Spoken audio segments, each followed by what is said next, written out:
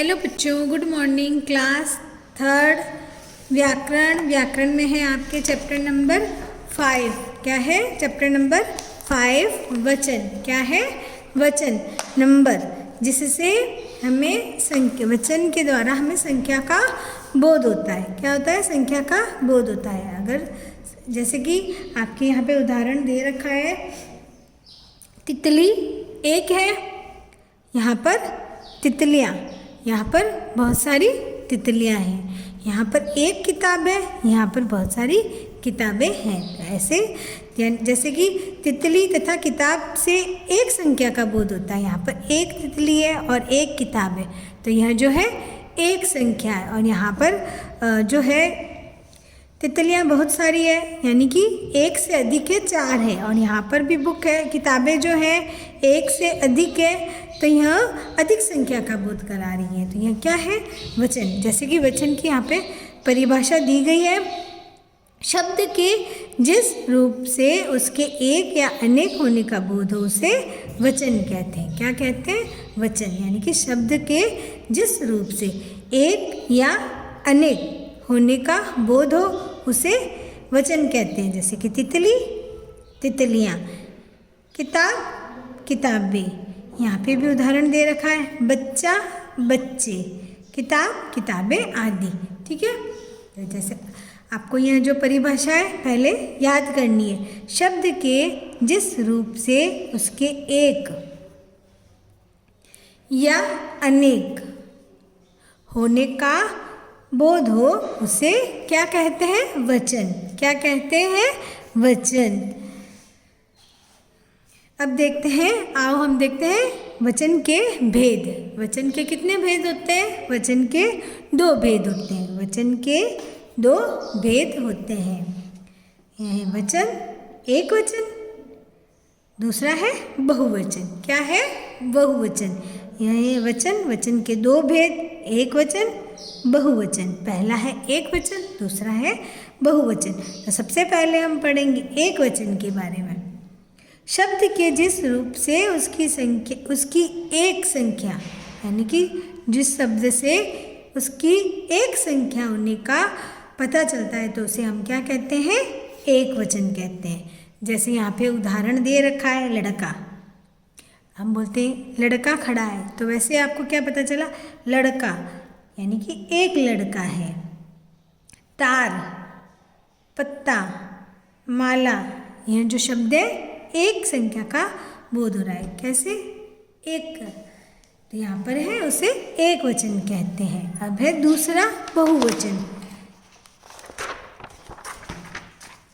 शब्द के जिस रूप से उसके एक से अधिक संख्या होने का बोध होता है, यानी कि शब्द के जिस रूप से एक से अधिक होने का, यानी कि वह एक नहीं है, काउंटिंग में एक से ज़्यादा है, तो वह क्या कहलाता है? बहुवचन। अगर आप संख्या में एक होता है तो वह एक वचन होता है, और वह संख्या में काउंटिंग करने पर एक से ज़्यादा होता है तो क्या कहलाता है? बहुवचन। लड़के, तारे, पत्ते, मालाएं आदि। यहाँ पे पीछे क्या था? एक वचन में लड़का। क्या था? लड़का।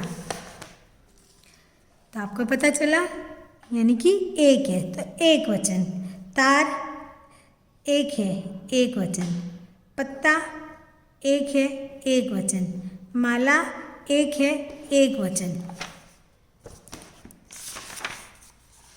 यहाँ पर क्या है? बहुवचन में लड़के बहुत सारे हैं तो बहुवचन। तारे, पत्ते, मालाएं आदि। ठीक है, अब देखते हैं यहाँ पर विशेष। यहाँ पर कोई नोट, यहाँ पे जो है विशेष है, यह आपको याद रखना बहुत ही ज़रूरी है। ठीक है, व्यक्तिवाचक तथा जो व्यक्तिवाचक है और भाववाचक संज्ञा जो है हमेशा एक वचन के रूप में ही प्रयुक्त होती है। कैसे? एक वचन में ही होती है। हम भाववाचक देखेंगे तो जैसे कि बचपन, बचपन शब्द भाववाचक है तो यह हमेशा एक वचन में ही प्रयुक्त होता है। बचपन है, बुढ़ापा है, ये जो शब्द जो है हमेशा एक वचन में ही प्रयुक्त होते हैं। यहाँ पर पॉइंट नंबर 2, प्राण, दर्शन, केश, आंसू, बाल, होश, यह जो शब्द है सदैव बहुवचन में प्रयोग होते हैं। जैसे कि प्राण, क्या है प्राण, हम बोलते हैं प्राण निकल गए, तो यहाँ पर प्राण जो है बहुवचन में ही प्रयुक्त होता है। हमने पूरा सेंटेंस बोला प्राण निकल गए। दर्शन, केश यानी कि बहुवचन में ही प्रयुक्त किए गए। आंसू, आंसू निकले। दर्शन, केश, होश, होश उड़ गए, तो यह जो है बहुवचन में ही प्रयोग होते हैं। अब है नंबर 3, दूध, पानी, तेल, वर्षा, आकाश आदि शब्द सदैव एक वचन में प्रयोग किए जाते हैं। किसमें? एक वचन में। जैसे कि दूध, पानी, तेल, वर्षा, आकाश, यह जो शब्द है हमेशा एक वचन में ही प्रयुक्त होते हैं। उसके बाद में है नंबर 4, कुछ शब्दों के दोनों वचनों में रूप समान होते हैं। यानी कि कुछ शब्द ऐसे होते हैं जिनके दोनों वचन यानी कि एक वचन और बहुवचन दोनों में उनके रूप जो है समान होते हैं। जैसे कि मनुष्य, पक्षी, विद्यार्थी, भाई, बालक आदि। इनमें हम एक वचन में अगर प्रयोग करते हैं तो कहते हैं मनुष्य खड़ा है, और बहुवचन में करते हैं तो मनुष्य खड़े हैं। तो यहाँ पर मनुष्य जो है दोनों ही वचन में एक जैसा है। पक्षी, पक्षी उड़ रहे हैं या पक्षी उड़ रहा है, तो यहाँ पर दोनों ही वचन में एक जैसे ही हमने इनका रूप जो है समान है। एक वचन में हमने जहाँ पर एक वचन है वहाँ पर भी हमने प्रयोग किया है, जहाँ पर हम बहुवचन के लिए प्रयोग कर रहे हैं वहाँ पर भी हमने पक्षी बोला। विद्यार्थी है, भाई है, बालक है, ऐसे भी कुछ और शब्द हैं जो हमेशा एक वचन में और बहुवचन दोनों में समान होते हैं। इनके एक वचन या बहुवचन होने की पहचान किससे पता चलती है? वाक्य में इनकी क्रियाओं से। जैसे कि मैंने कहा था मनुष्य खड़ा है, तो यहाँ पर खड़ा है क्रिया है, एक वचन है, और मनुष्य खड़े हैं तो यहाँ पर जो है क्रिया से आपको पता चल रहा है कि भाई इनकी पहचान जो है इनकी क्रिया से होती है।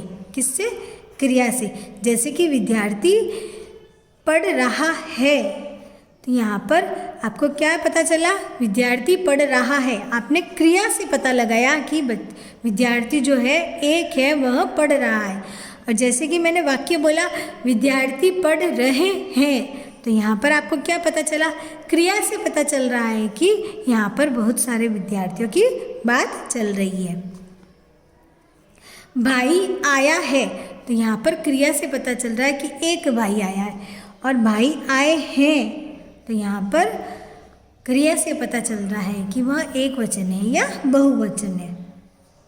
बालक खड़ा है या बालक खड़े हैं, तो यहाँ पर क्रिया से पता चलता है। तो यहाँ पर लिखा है एक वचन या बहुवचन होने की पहचान वाक्य में इनकी क्रिया से होती है। किससे होती है? क्रिया से होती है। यानी कि पूरा वाक्य जब आप सुनते हो तब आपको समझ में आता है कि यहाँ पर एक की बात चल रही है या, और ये शब्द जो है हमेशा एक वचन और बहुवचन में समान रहते हैं, एक जैसे रहते हैं। ठीक है, अब देखते हैं एक वचन से बहुवचन बनाने के नियम। यहाँ पर कुछ नियम दे रखे हैं जो कि आपको याद करने, जिससे आप एक वचन से बहुवचन आसानी से बना सकते हैं। आ की मात्रा के स्थान पर ए की मात्रा लगाकर। ठीक है, जहाँ पर आ की मात्रा है, क्या है? आ की मात्रा, उसकी जगह पर आपको क्या लगाना है? ए की मात्रा। जैसे कि बेटा, बेटे, बेटा आ की मात्रा है पीछे, तो उसकी जगह पर आपको बहुवचन बनाने के लिए क्या करेंगे? बेटे, ए की मात्रा लगानी होगी। लड़का, पीछे क्या है? आ की मात्रा, बहुवचन बनाने के लिए आपको ए की मात्रा लगानी पड़ेगी। लड़की, चूहा, आ की मात्रा, चूहे। बच्चा, आ की मात्रा है पीछे। बच्चे, लोटा, लोटे, पंखा, पंखे, माला, माले, केला, केले। जहाँ पर आ की मात्रा होती है उसके स्थान पर आपको क्या लगाना है? ए की मात्रा। ठीक है। अब है आपके अ की मात्रा के स्थान पर आपको ए की मात्रा लगानी है और साथ में बिंदी लगानी है। ठीक है। जहाँ पर अ क्या है? अ, जैसे कलम, पीछे कौन सा स्वर आ रहा है? अ का। कलम, अ। रात, पीछे कौन सा स्वर आ रहा है? अ का। टांग, पीछे कौन सा स्वर आ रहा है? अ। कौन सा आ रहा है? अ। पुस्तक, कौन सा स्वर आ रहा है? अ की। कौन सी मात्रा? अ की। चाल, अ आ रहा है। बहन, पीछे क्या आ रहा है? अ का स्वर। गाय, अ। तो जहाँ पर अ है वहाँ पर आपको ए की मात्रा और साथ में बिंदी लगानी है। जैसे कलम, कलमे, रात, रातें, टांग, टांगे, पुस्तक, पुस्तकें, चाल, चालें, बहन, बहनें, गाय, गायें। ऐसे ही आपको यह जो नियम नंबर 2 है वह भी याद रखना है। फिर है 3, जिन शब्दों के अंत में या हो उनमें या के ऊपर क्या लगेगा? चंद्र बिंदु। क्या लगेगा? चंद्र बिंदु लगाकर आपको एक वचन से बहुवचन बनाना है। जैसे कि डिबिया एक वचन है, यहाँ पर क्या है? या। गुड़िया, या। बुढ़िया, या। चूहिया, या। चिड़िया, या। बिटिया, तो यहाँ पर या है तो आपको बहुवचन बनाने के लिए या के ऊपर क्या लगाना है? चंद्र बिंदु। ठीक है। डिबिया, डिबिया, चंद्र बिंदु बहुवचन। अब है नियम नंबर 4, आ की मात्रा के आगे ए जोड़कर चंद्र बिंदु लगाना है। जैसे कि कला, कलाएं, माला, आ की मात्रा है उसके आगे आपको क्या जोड़ना है? ए लगाकर चंद्र बिंदु। मालाएं, माता, आ रहा है तो आपको ए लगाकर चंद्र बिंदु। सभा, सभाएं, रेखा, रेखाएं, बाला, बालाएं।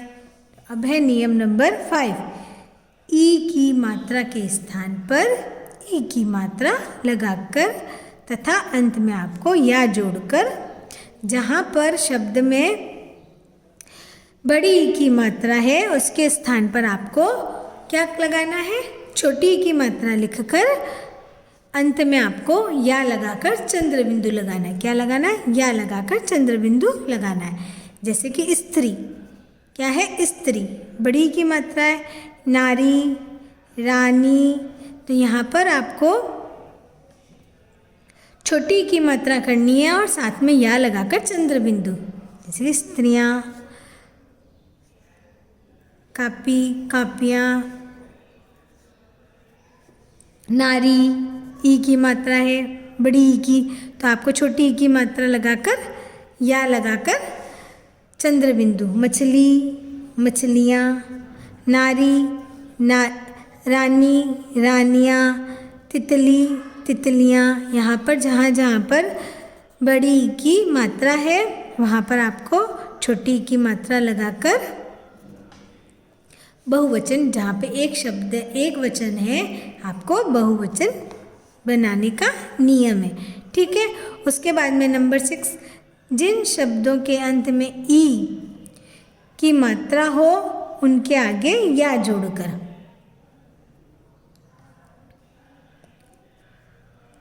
पंक्ति, पंक्तियाँ, रीति, रीतियाँ, तो यहाँ पर क्या जोड़ा?